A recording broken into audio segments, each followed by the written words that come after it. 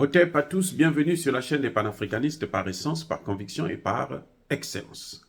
Celle des citoyens kémites, par nécessité et obligation de combat. Nous sommes une chaîne qui n'est guidée que par nos ancêtres et rien que par les ancêtres qui appartiennent à l'égrégore du monde noir. Par conséquent, nous ne croyons en aucun Dieu venu de l'étranger. Toutefois, cette vidéo n'est aucunement destinée à inciter à la haine ou à la violence, car nous menons un combat qui est d'abord et avant tout spirituel, intellectuel et démocratique. Ensuite, il est politique, géopolitique et géostratégique, contre l'impérialisme, le colonialisme, le néocolonialisme et l'endocolonat, qui sont tous qualifiés de crimes contre l'humanité. Nous menons ce combat sur la base du principe fondamental que nous avons hérité de nos ancêtres kémites, qui est celui de la Mahat, c'est-à-dire solidarité, vérité et justice. Vous êtes donc en droit de connaître la vérité, et nous avons l'obligation de vous dire la vérité, rien que la vérité, afin que justice soit rendue au continent africain. Et ça, c'est notre modeste contribution dans cette noble lutte en faveur de la souveraineté, la dignité, la solidarité et l'unité africaine. C'est exactement ça que nous appelons le panafricanisme.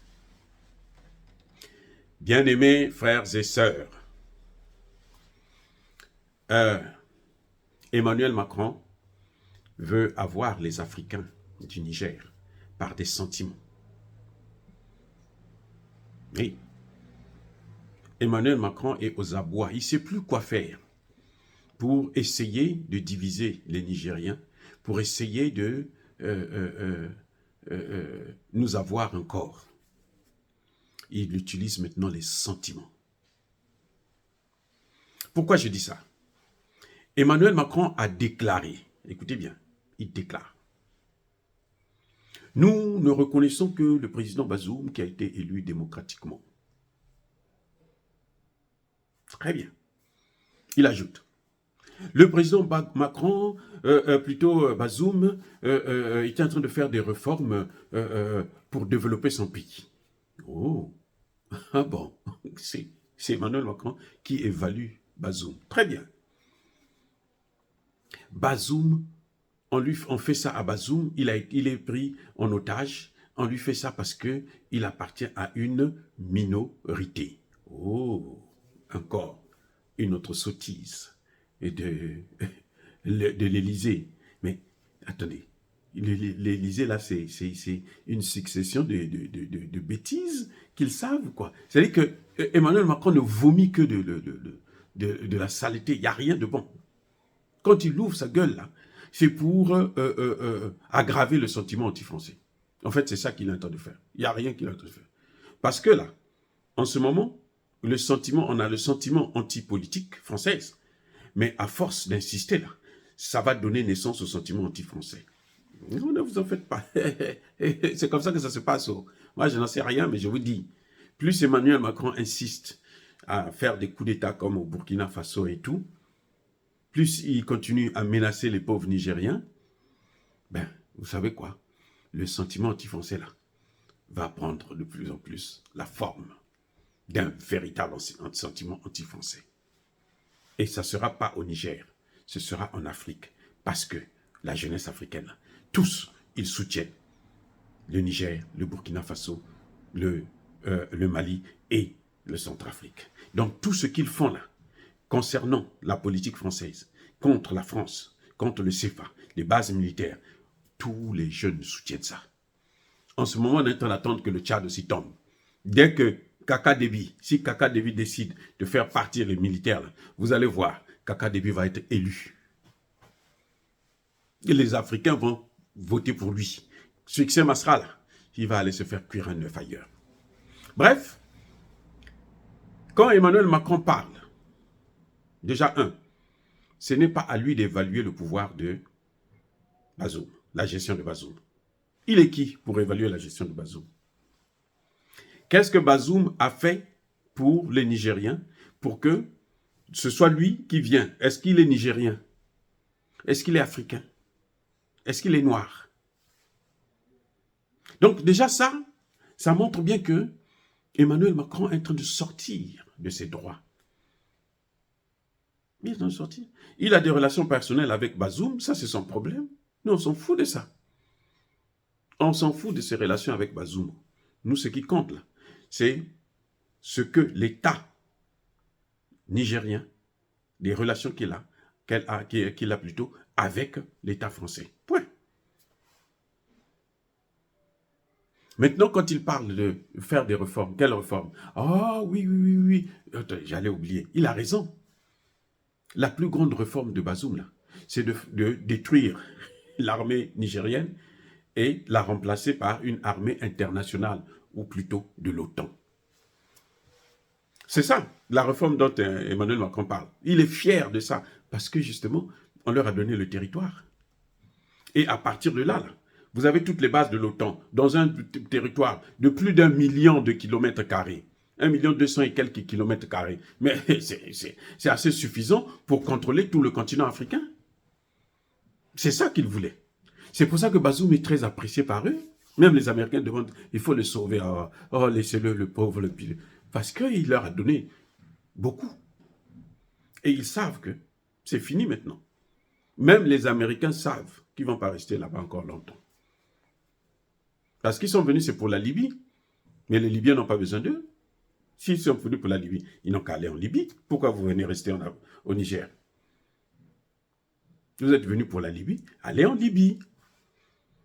Et puis depuis le Niger, là, on ne peut pas assurer la sécurité des États-Unis. C'est faux si un militaire vous dit ça, un expert, quel que soit ce qu'il est.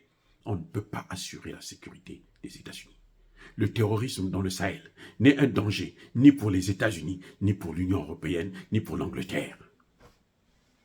Si quelqu'un vous dit ça, c'est faux, archi faux. Ce sont des menteurs, des escrocs. Bref, je reviens sur cette histoire où Bazoum a subi le coup d'État parce qu'il vient d'une ethnie minoritaire. C'est trop facile pour dire des choses comme ça. C'est pour que les gens puissent avoir pitié et se dire que oh non, nous on n'est pas racistes. Parce que Bazoum là, c'est un arabe. Ok? C'est un arabe du Nord. Et c'est l'ethnie de Bazoum là. C'est à peine 1% des Nigériens. 1% de la population nigérienne. Vous comprenez? 1%. Donc, sur 100 Nigériens, il y a un seul de la même ethnie arabe du Nord comme Bazoum. 1%. Mais quand même, celui-là qui a 1% de la population, 99%, puisque ce sont eux qui disent qu'il a été élu, non? 99% ont voté pour lui, pour l'amener au pouvoir. Mais les 99% là n'avaient pas vu qu'il était d'une ethnie minoritaire. Attendez, soyons sérieux. Vous dites, c'est vous qui dites qu'il est élu. Moi, je sais qu'il n'a pas été élu. C'est un compromis à l'africaine. Comme la France sait bien le faire. Vous, les Français, vous dites qu'il a été élu. Mais son ethnie, là, ne compte que 1% de la population du Niger. Ça veut dire que s'il a été élu démocratiquement, c'est qu'il y a au moins 99% qui lui ont fait confiance. Ah oui. Même si c'est 50%, puisque Bazoum ne pouvait pas gagner l'élection s'il n'avait pas plus de 50%. Même si c'est 50%, on va supposer que 50% qui ont voté pour lui. Pour une ethnie, 1%. Mais c'est qu'on lui a fait confiance. Est-ce que ces 50%-là n'avaient pas vu qu'il venait d'une ethnie minoritaire? Ah, ils ont su qu'il était d'une ethnie minoritaire après 2 ans de gestion. 2 ans. 2. Pas 1 an, 2 ans. 24 mois. Plus même, d'ailleurs.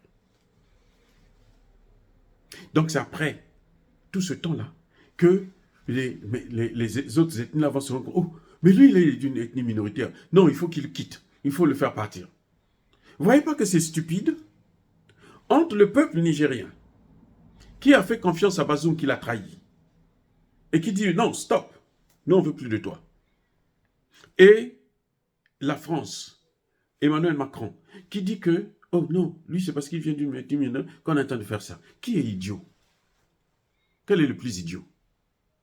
C'est celui qui porte un faux jugement. Depuis l'Élysée, il veut commander, il veut savoir ce qui est en train de se passer, il veut nous faire croire qu'il connaît mieux ce qui se passe au Niger que les Nigériens. Mais si Bazoum était tellement conscient qu'il était d'une ethnie minoritaire, pourquoi quand il a perdu le pouvoir, il n'a pas demandé à ceux qui l'ont élu? Bon, vous m'avez élu au pouvoir, là. Regardez, on a pris mon pouvoir en question. Votre pouvoir que vous m'avez donné, là, on me l'a arraché.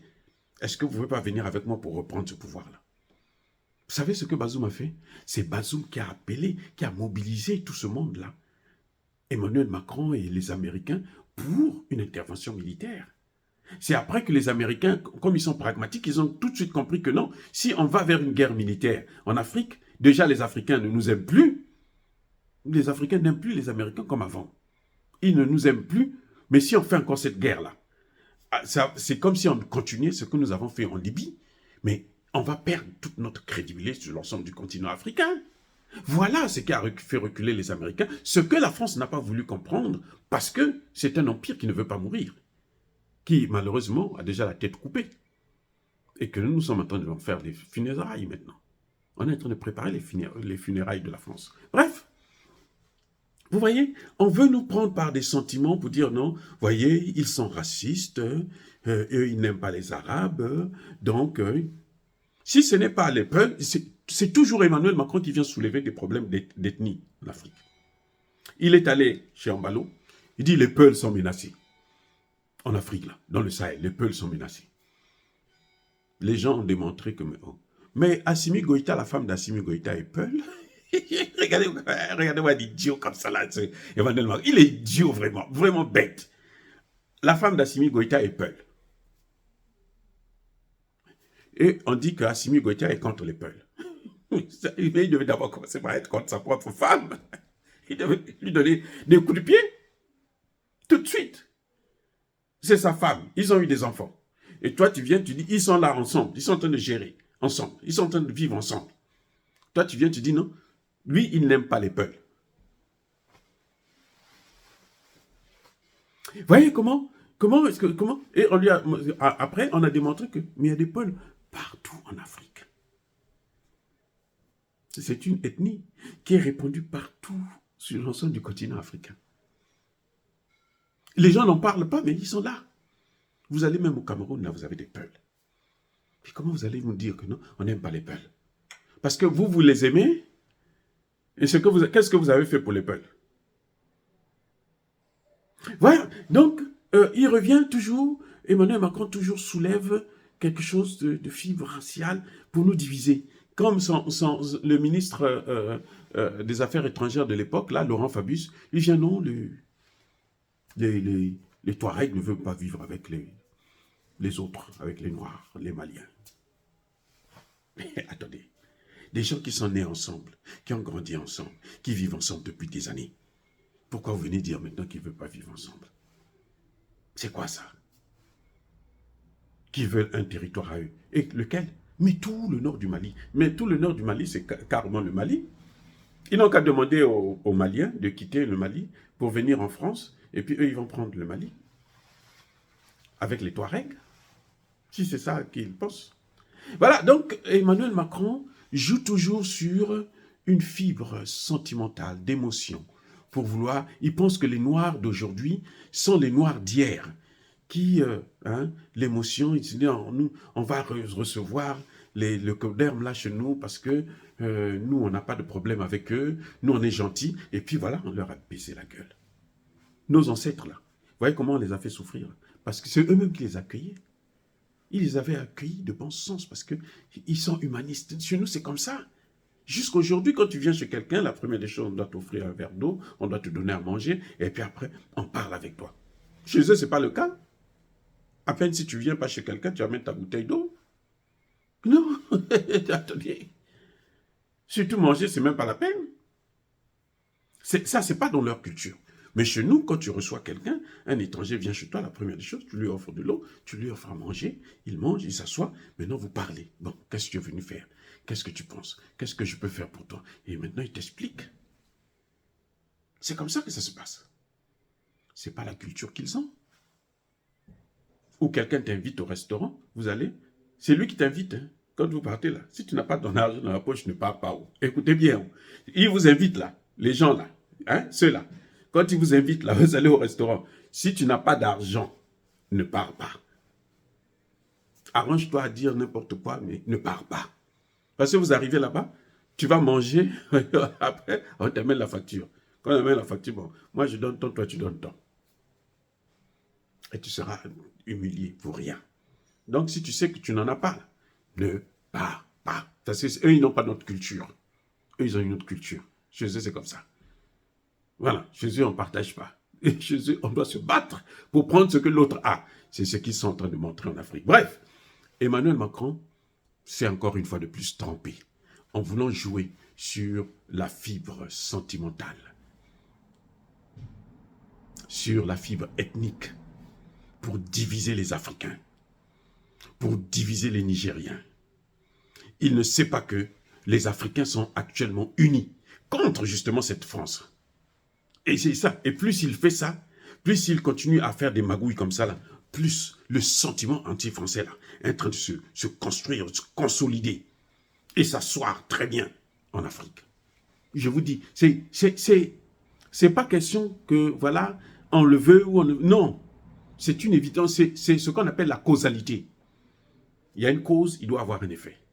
Vous êtes en train de manipuler, torturer, vous ne voulez pas partir, vous êtes là, vous contournez, vous les insultez, parce qu'ils ne sont pas intelligents, parce qu'eux, ils ne sont pas capables de vivre ensemble.